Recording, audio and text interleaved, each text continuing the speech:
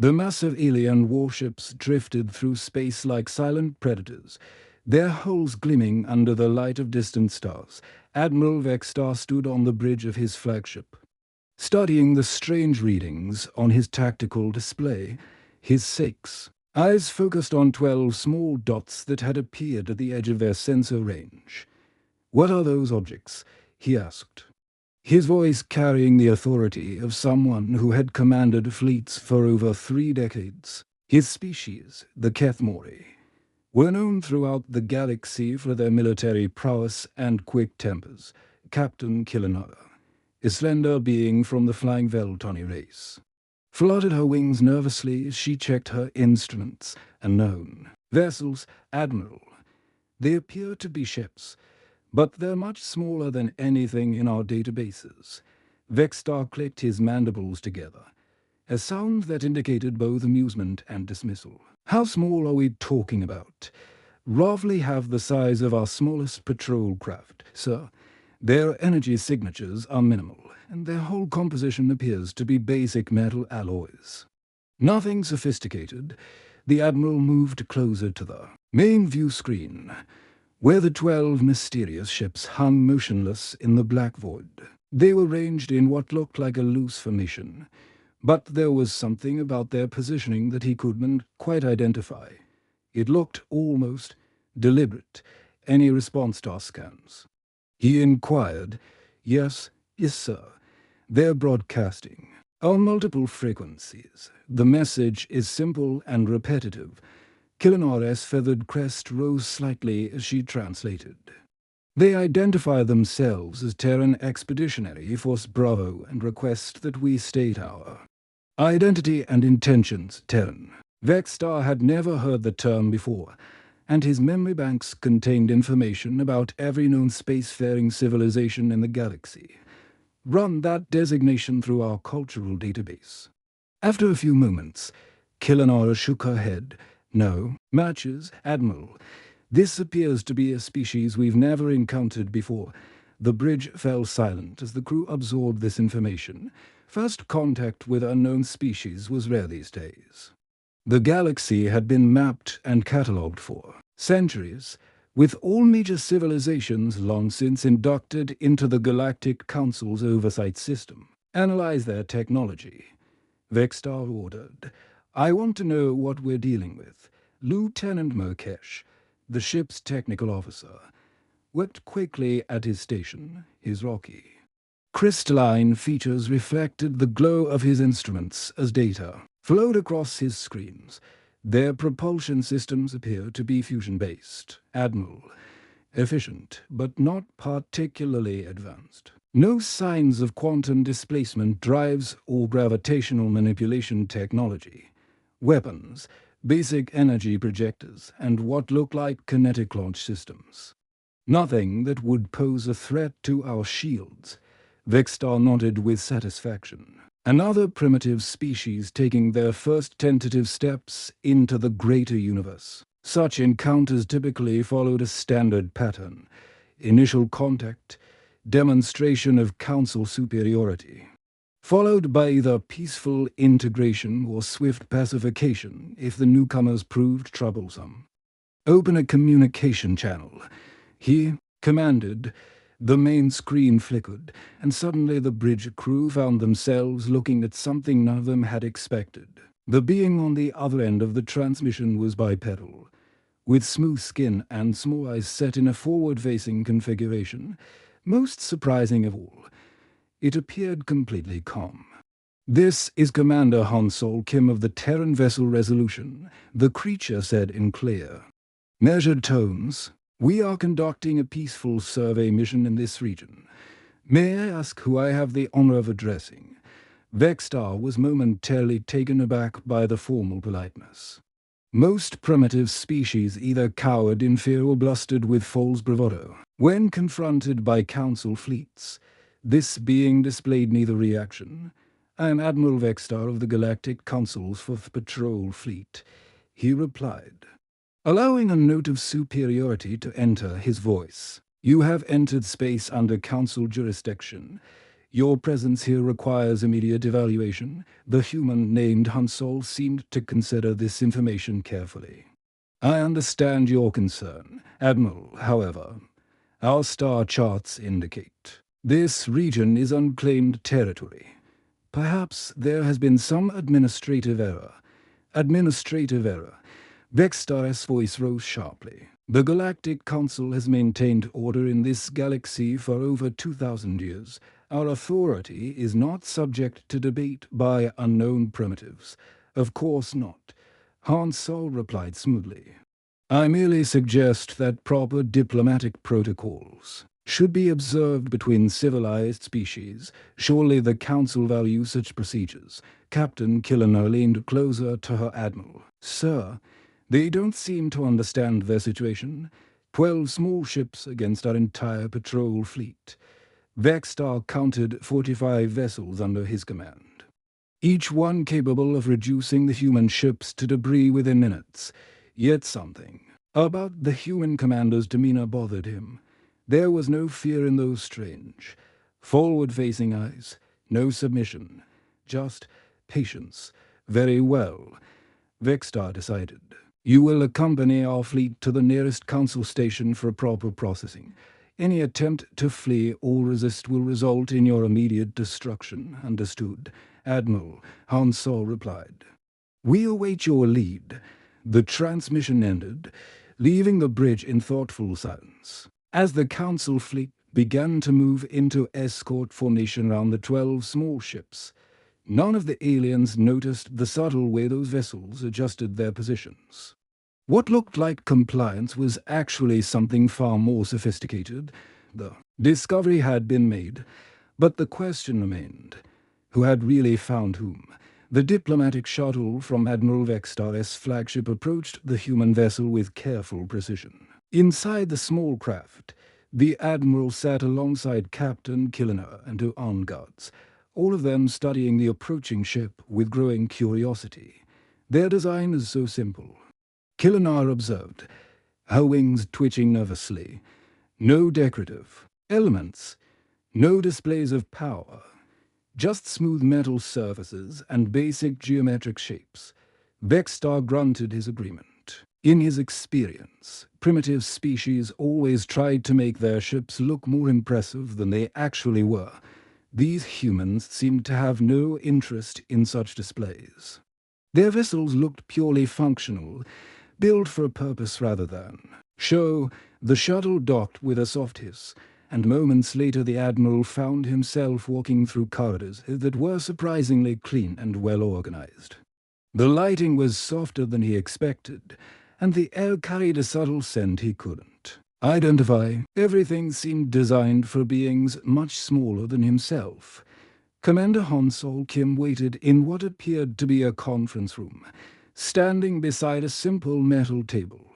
Two other humans flanked him, a female with short dark hair who wore the same uniform, and a tall male who remained silent but alert, Admiral Vextar.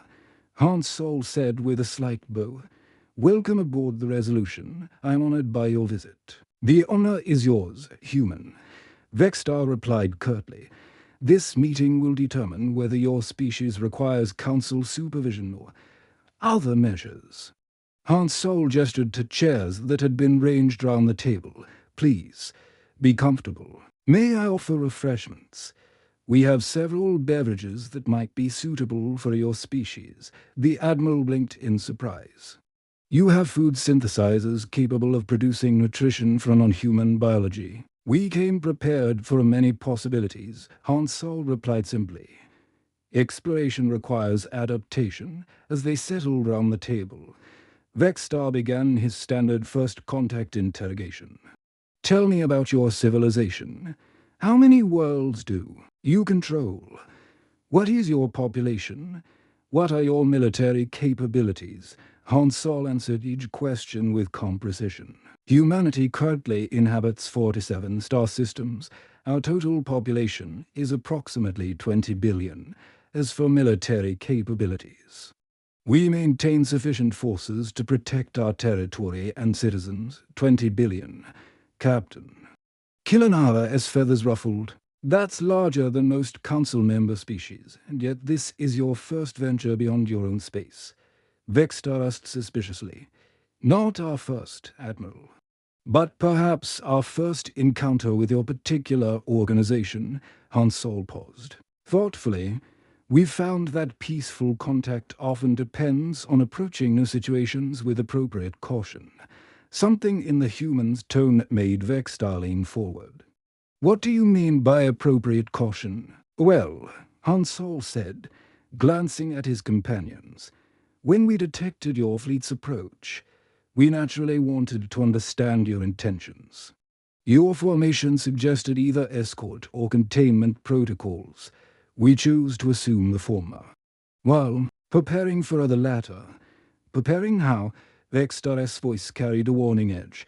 The female human, who had been introduced as Lieutenant Narapak, spoke for the first time. Standard defensive procedures, Admiral, threat assessment, tactical analysis, contingency planning, basic military doctrine. Vextar felt a chill run through his exoskeleton. You speak of military doctrine as if warfare is commonplace among your species. Han Sol's expression grew serious. Conflict has been a constant throughout human history. Admiral, we've learned that peace is most effectively maintained by those prepared to defend it. How many wars has your species fought? Captain Killinar asked, her voice barely above a whisper. That's difficult to calculate, Han Sol replied after a moment's consideration. Major conflicts number in the hundreds, smaller engagements in the thousands. We've been fighting someone or something almost continuously for the past 5,000 years. The silence that followed was deafening. In Galactic Council space, wars were rare events, carefully controlled and quickly resolved by superior council forces. The idea of a species that had been in constant conflict for millennia was almost incomprehensible, and yet you claim to seek peace? Vextar asked. We seek peace because we understand war, Han Sol answered. Those who have never experienced true conflict often fail to appreciate what peace actually costs. The tall male human, introduced as Major John Holy, finally spoke. If I may ask, Admiral, how does the Council typically handle disputes between member species? The Council maintains order through superior force and clear hierarchy. Vextar replied proudly. Lesser species submit to greater ones, and all submit to the Council's authority. And if a species refuses to submit, they are compelled to comply or eliminated as a threat to galactic stability. The three humans exchanged glances that lasted only a fraction of a second, but Vextar caught it. There was something in that brief communication that sent warning signals through his nervous system. I see, Han Sol said quietly. And how successful has this system been? The galaxy has enjoyed 2,000 years of relative peace under Council. Guidance, relative peace. Nara repeated thoughtfully. An interesting phrase. Would you say that peace was imposed from above, or grown from mutual understanding? Vextar found himself struggling to answer. The question seemed simple, but something about the way she asked it suggested layers of meaning he wasn't grasping. The Council's methods have proven effective, he said finally. Han Sol nodded slowly. I'm sure they have, Admiral, though I suspect we may have different definitions of effectiveness. As the meeting continued, Vextar became increasingly aware that this first contact was not proceeding according to any pattern he recognized. These humans asked questions that seemed designed to probe Council weaknesses rather than demonstrate submission. Their confidence suggested they saw themselves as equals rather than subjects. Most disturbing of all, they spoke of warfare with the casual familiarity of experts discussing their profession. Admiral Vextar paced the bridge of his flagship, his 6 eyes blazing with frustrated anger. The diplomatic meeting had left him with more questions than answers, and the humans' confidence had gnawed at his pride for hours. They think they're clever, he muttered to Captain Killinar. talking about peace while preparing for a war. Let's see how peaceful they remain when faced with overwhelming force. Killenara's wings fluttered nervously. Admiral, perhaps we should report back to Council Command before taking any aggressive action. These humans seem different from other primitive species. Different how Vextar snapped. They have 12 tiny ships against our 45 vessels. Mathematics doesn't lie, Captain. But their commander spoke of warfare as if it were routine. Their questions about our methods seemed designed to probe for weaknesses. Vextar dismissed her concerns with a sharp gesture. All primitives bluster when first contacted. It's time to demonstrate proper galactic hierarchy through a training exercise. Within the hour, the Council fleet had ranged itself in a massive wall formation, their weapon systems charging with synchronized precision. The display was intended to be overwhelming, a show of force that would crush any thoughts of resistance. The 12 human ships maintained their loose formation, seemingly unimpressed by the 45 alien vessels bearing down on them. Commander Han Solo's voice crackled over the communication channel. "Come as always, Admiral. We're detecting weapons charging across your fleet. Is there some threat we should be aware of? Consider this a demonstration of Council authority." Vextar replied, "Your ships will participate in a training exercise to evaluate your combat capabilities. Understood. May we assume this will be conducted under standard rules of engagement?" "Standard rules?" Vextar laughed harshly. "You'll find that Council standards are quite different from whatever primitive combat you're familiar with." "Very well, Admiral. We're ready when you are." The exercise began with the Council fleet advancing in their traditional overwhelming formation. Vextar expected the humans to either flee in panic or cluster together in a desperate defensive position. Instead, something extraordinary happened.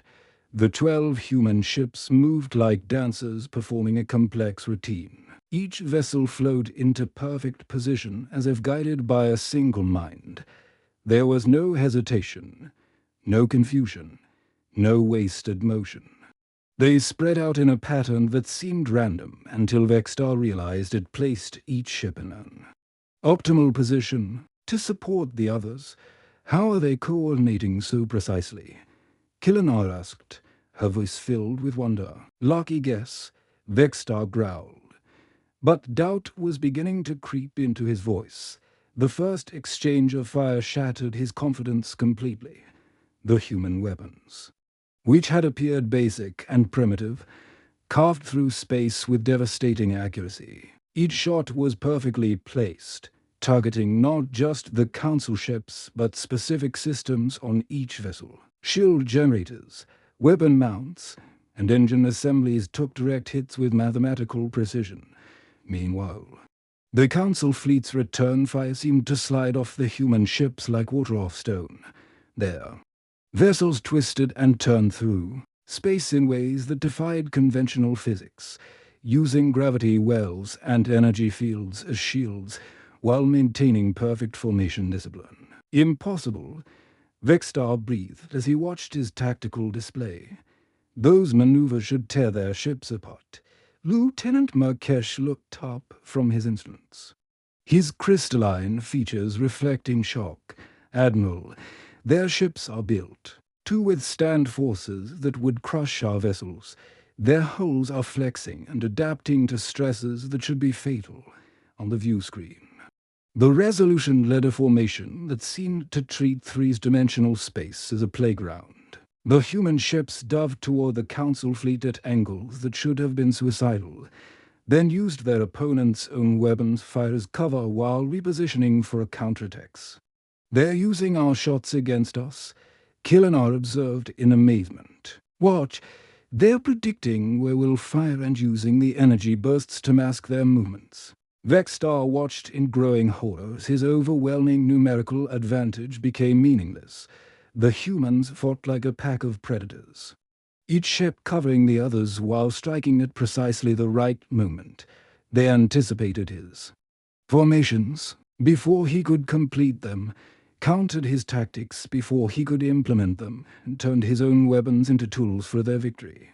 The exercise that was supposed to demonstrate Council superiority became a masterclass in advanced combat techniques. The humans executed maneuvers that military academies would study for decades, coordinated attacks that treated multiple enemy vessels as a single target, and maintained communication discipline that made their 12 ships function as one deadly organism. When the simulation ended 37 minutes later, 3 Council vessels were floating dead in space, their crews stunned but alive. The human fleet hadn't lost a single ship, and their formation remained as perfect as when the exercise began.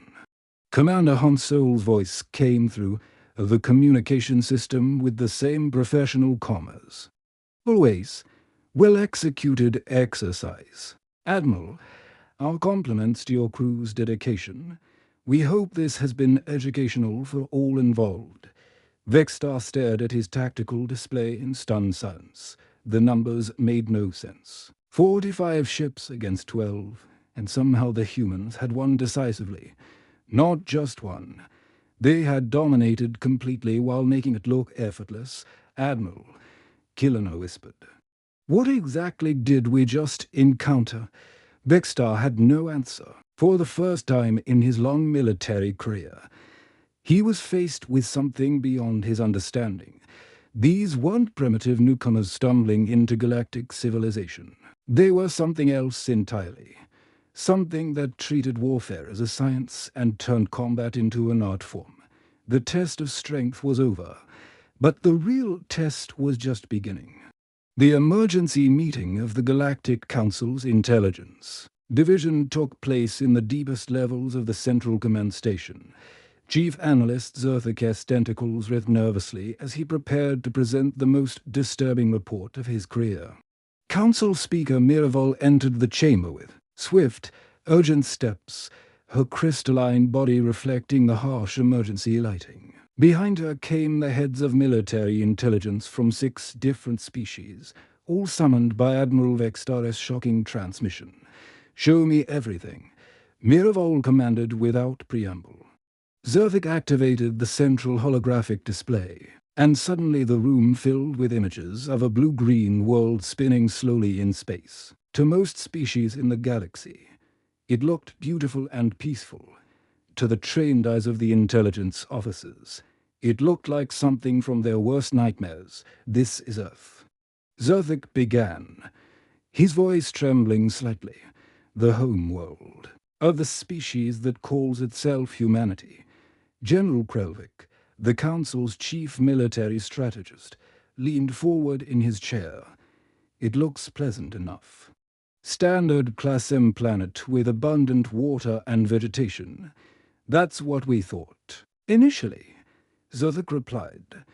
"But when we analyzed the environmental data, we discovered something terrifying." The display zoomed in to show massive storm systems swirling across the planet's surface. Lightning bolts the size of cities split the sky, while hurricanes larger than most space stations spun across the oceans. The weather patterns alone should make complex life impossible. Zerthik continued. "Wind speeds regularly exceed 200 kilometers per hour. Temperature variations range from 50 degrees below freezing to 60 degrees above. And that's just the beginning." The image shifted to show geological activity. Massive earthquakes splitting continents, volcanic eruptions that darkened entire hemispheres, and tsunamis that could reshape coastlines in hours. "The planet's surface is constantly changing," Zerthik explained. "Tectonic activity that would destroy most civilizations happens regularly. Yet somehow, humans not only survived but spread across every continent." Intelligence Director Yathara, whose species came from a carefully controlled garden world, spoke in a horrified whisper. "How is that possible?" "They adapted," Zerthik replied simply. "But not just to their environment. They adapted by becoming more dangerous than anything their world could throw at them." The display showed various Earth creatures, Massive predators with razor-sharp teeth, venomous creatures that could kill with a single bite, and microscopic organisms that could destroy entire ecosystems. Everything on this planet is designed to kill. Zervik said, the plants are poisonous, the animals are predators, even the insects carry deadly diseases. Yet humans conquered it all. General Krelvik studied the data with growing alarm. What kind of biological advantages do they possess?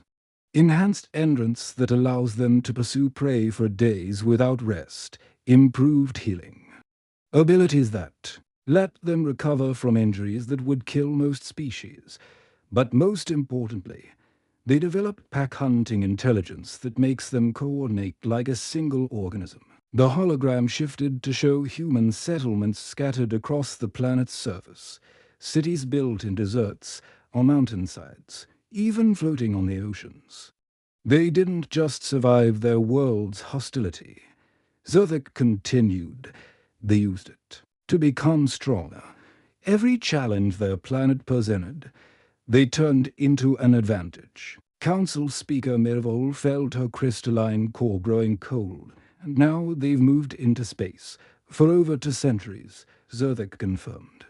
Our intelligence indicates they've colonized 47 star systems, built massive industrial complexes, and developed weapons technology that treats our understanding of physics as merely a starting point. The display showed orbital stations, asteroid mining operations, and fleet yards scattered across multiple star systems.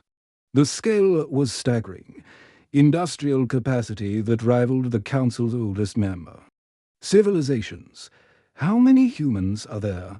Intelligence Director Ythar asked. Current estimates suggest 12 billion on Earth alone, with another 8 billion spread across their colonies, Zervik replied, and their population is growing rapidly. General Krelvik's military mind focused on the most critical question. What about this expeditionary force Bravo that encountered Admiral Vextar? Zervik's tentacles curled with anxiety. According to their own communications, it represents approximately 0.3% of their total military capability. The silence that followed was absolute. Every being in the room performed the same calculation. If 12 ships represented less than 1% of human military strength, then their total fleet numbered in the thousands. There's more, Zervik added reluctantly. Our analysis of their combat performance suggests they weren't trying to win the engagement with Admiral Vextar. What do you mean? Miravold demanded. They were studying us, learning our tactics, testing our responses, analyzing our capabilities. The entire encounter was an intelligence-gathering operation disguised as first contact. The implications hit everyone simultaneously. The humans hadn't stumbled into Council space by accident. They had come deliberately, with specific objectives, and they had successfully completed their mission while making it look like a peaceful encounter. We've been played, General Krelvik said quietly. They made us reveal our standard procedures, our military doctrine, even our political structure. And we gave them everything they wanted while thinking we were in control. Council Speaker Miravold stood slowly, her crystalline body reflecting the harsh light like a prism of fear. What are we dealing with? Zervik's final words would echo through council chambers for years to come. We may have made first contact with apex predators who learned to build starships, and they've been studying us far longer than we've been studying them. The bridge of the UAS Resolution hummed with quiet activity as Commander Hansol Kim reviewed the final reports from his crew. Round him, officers worked with the calm efficiency that had become humanity's signature across the galaxy. 3 days had passed since their encounter with the Council fleet, and the results exceeded all expectations. Lieutenant Nara Park looked up from her communications station, her expression carefully neutral. Sir, we're receiving multiple priority transmissions from the Council fleet. Admiral Vextar is requesting immediate diplomatic contact. His tone has changed considerably. Han Solo nodded thoughtfully. The shift had been predictable. Intelligence reports suggested the Council's research capabilities were sophisticated enough to uncover Earth's basic characteristics within 72 hours of focused investigation. The question was how they would process that information, open a channel to the entire Council fleet. He instructed. The main view screen activated, revealing not just Admiral Vextar, but representatives from multiple species. Gone was the arrogant condescension from their first meeting. In its place was something approaching respectful caution, mixed with barely concealed fear. "Commander Kim," Admiral Vextar began, his 6 eyes reflecting newfound wariness, "we have completed our analysis of your species and home world. Before you depart, we must ask directly, was this entire encounter a test?" Han Solo maintained his professional composure while considering his response. The truth was complex, but these beings deserved honesty within reasonable limits. "All first contact situations involve mutual evaluation, Admiral," he replied carefully. "We came seeking peaceful relations with any civilizations we might encounter. However, experience has taught us that peaceful intentions must be backed by the capability to defend them."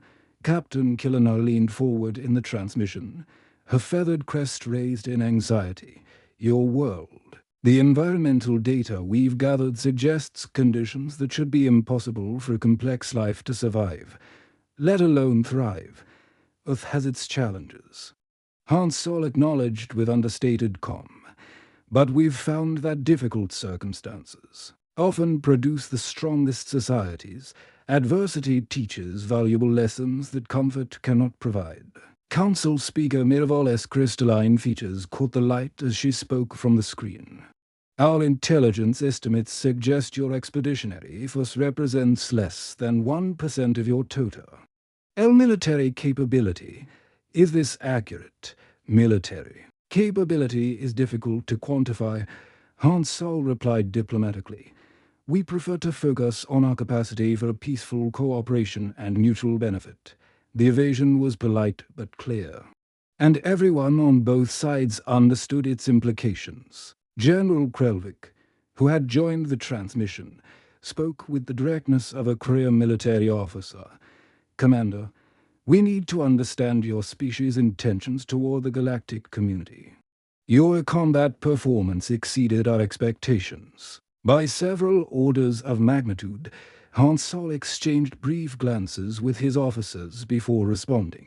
"Humanity seeks peace, prosperity, and mutual cooperation with all civilized species. We believe that diversity strengthens communities and that cooperation produces better outcomes than conflict." "And if cooperation proves impossible, Admiral?" Vextar asked quietly. The question hung in the air like a challenge. Han Solo's expression grew more serious, and for the first time, the aliens caught a glimpse of something beneath his diplomatic calm. "Admiral, humanity has learned many difficult lessons throughout our history. We've discovered that peace is not the absence of conflict, but rather the presence of justice. We've found that freedom is not given freely, but must be earned and defended. Most importantly, we've learned that those who seek peace must be prepared for a war." Major John Holy, who had remained silent during most of their encounters, finally spoke. "If I may add, Admiral, we've also learned that the strongest deterrent to aggression is the certain knowledge that aggression will be met with overwhelming response." The transmission fell silent as the implications of his words sank in. "Intelligence." Director Yithara spoke hesitantly. "Are you threatening the Galactic Council?" "Not at all," Han Solo replied immediately. "We're explaining our philosophy. Humanity has no desire for conquest or domination. We simply want to be left in peace to pursue our own development while contributing to the greater galactic community. But if that peace is threatened..." General Krelvik pressed. Han Solo's smile was polite but carried an edge that made several aliens uncomfortable. "Then we will respond appropriately." We've had considerable practice at defending ourselves, and we've become quite good at it. Council Speaker Mirvol processed this information with growing understanding. You're offering partnership to those who approach you peacefully, and promising destruction to those who don't. We prefer to think of it as providing clarity. Han Sol corrected gently. Clear expectations prevent misunderstandings that might lead to unfortunate outcomes. As the conversation continued, it became obvious to everyone involved that the balance of galactic power had shifted permanently. The Council's authority had always rested on superior technology and overwhelming force. Now they faced a species that might possess both advantages while maintaining the disciplined restraint of experienced warriors. Admiral Vextar made one final attempt to understand. "What do you want from us, Commander?" "Nothing more than what any neighbor hopes for," Han Sol replied.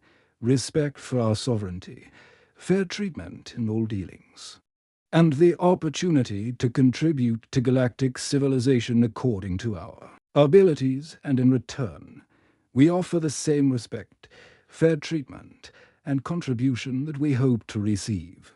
The transmission ended moments later as the 12 human ships began their departure sequence. They moved with the same eerie coordination that had marked their arrival, but now the watching aliens understood what they were seeing. This wasn't primitive confusion or lucky accident. This was the product of centuries of military evolution refined by constant warfare as the humans disappeared into hyperspace. Admiral Vextar realized that first contact had changed everything. The galaxy now contained a species that viewed warfare as a profession, peace as a strategic choice, and diplomacy as another form of combat. The age of easy council dominance was over.